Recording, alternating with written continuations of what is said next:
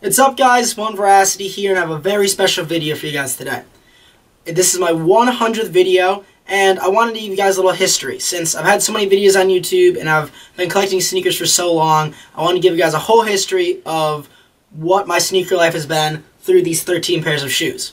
So I'm going to break it up into 3 videos so that I can explain each segment and not make any video too long. So I'm going to get into the first segment right now. Alright guys, so this is the first segment of my sneaker life. We're going to start down here. We're going to start with a pair of Converse All-Stars. Classic low Converse, very simple, black. This was the first shoe that I ever owned that wasn't a generic running shoe that my mom had bought me. These are the first, I would say, cool shoes that I ever owned. In 6th grade, you know, you're growing up, you're going to middle school, you want to be a little unique, so I decided to go for the Converse. I didn't skateboard at the time, so the Converse was the coolest shoe choice that wasn't just a running shoe. So I got this, then I got plenty of other colorways of Converse, and that's kind of how that started. Then I started skateboarding around 7th grade. So I got this Circa model, the Circa Appleyard. One of my classics. Red and black, could be worn with everything. Super cool in my day. I'd wear red and black, pretty much the only colors I wore. That's why I'm wearing this old school Circa t-shirt, one of my favorites, almost one of my lucky shirts, and this Circa hat. I was a huge supporter. This is my favorite hat. I wore it almost every day in middle school. Fit awesome. This is back when, you know, your fitted hats were the thing to have, and this is my very first fitted hat ever. Pretty much the only first hat that I ever really wore seriously. So I started skateboarding, and I got a ton of red and black, all red and black skate shoes. And then I grew up a little bit, 8th grade. Started to want more color in my wardrobe, just besides brown, red, and black. So then I got these, the Lakai fully flared model. These are amazing. I love these, and I'm going to actually come out with a full review on these for you guys because these are still one of my favorites. I actually still keep them on the shelves right here. So I'm never going to take these off. But what this represents is a transition from basic shoes that didn't stand out at all, that just did the job, they matched, to shoes that were really standing out and really unique. This is my first pair that was completely unique, something that most of the kids at school didn't have. And that's really where I started to love sneakers beyond just, I have 6 pairs of red and black shoes. I want to stand out, be unique, find stuff that was different. And these are the first shoes, even though they weren't limited, well, they may have been, but I picked them up from CCS back in the day. They might not have been that limited, but man, were they cool, and I still love them to this day. Then, freshman year of high school. I've gotten into some skate shoes. They're all retail $80, no resale, none of that, real simple. Then, I see some rappers wearing Bapes, and I'm young, so, you know, I emulate them, people who like to listen to their music, and so I hear about Bapes. And I actually bought a fake pair online thinking they were real because I didn't know any better. All my shoes were $80, so seeing a shoe as $80 was reasonable.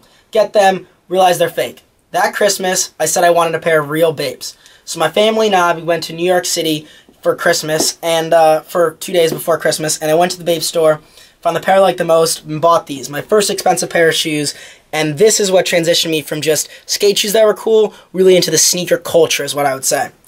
Classic Bape model, maybe I'll do a video on this too, because it was really one of my first, no, it was pretty much my first high-end, what I would consider back then high-end shoe. So that really got me into the sneaker culture. I love those Bapes, I was super proud of them, and they really got me into it. I started looking more into that, and I saw Nike SB. Now, back when I was here, I never supported Nike, if you can believe it or not. When I had the Circas, the Lakais, everything like that, I thought that Nikes were for jocks and athletes and were for basketball players only. And back then I was kind of just real hardcore skater. I wasn't big into anything else. Played a little soccer here and there, but I was hardcore skater, so I was almost against Nike. Then I saw Nike SB, and I saw they had a great skateboarding team. I watched some of their videos, and I went to Jack's Surfboards, and I saw this pair of Nike SBs, the Dr. Feelgoods.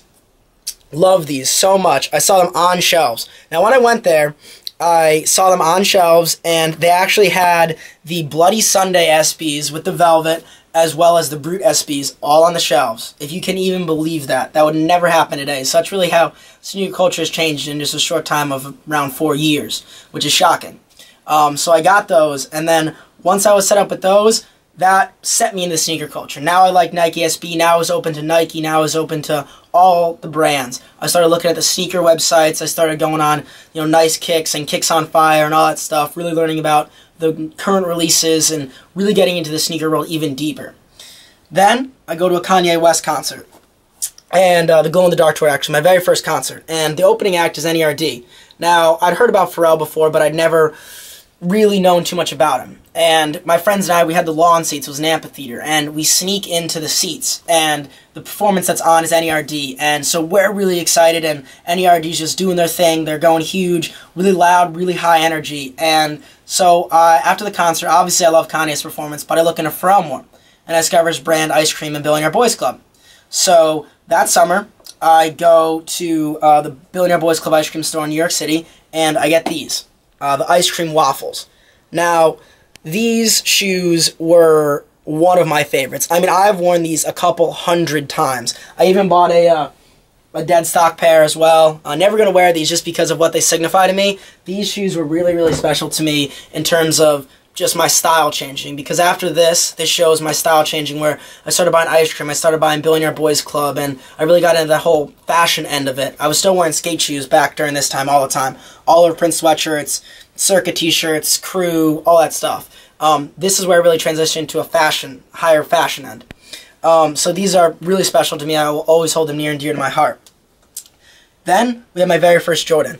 Now, the Christmas after I got these, I said, Mom, I want a pair of Jordans for Christmas. You know, I'm a sophomore in high school, so I get the Jordans. And I said, Mom, I don't have any specific requirements. I don't even know anything about Jordans, because this is all I knew.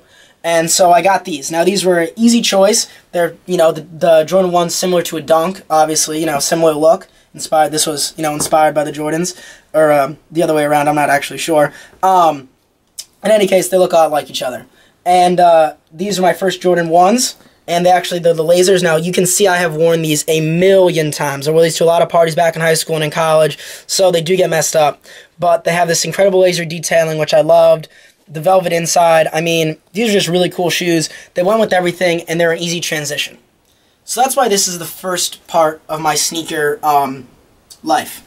Because you go from wanting to be cool in 6th grade with the Converse, to learning how to skateboard, getting more into sneakers, to wanting to be different and unique with your sneakers, even if they still were what you knew skate shoes, to going out there, getting a pair of expensive shoes, getting into Nike itself with the Nike skateboarding and Nike SBs in general, getting into fashion, and finally discovering Jordan Brand and everything that it had to offer.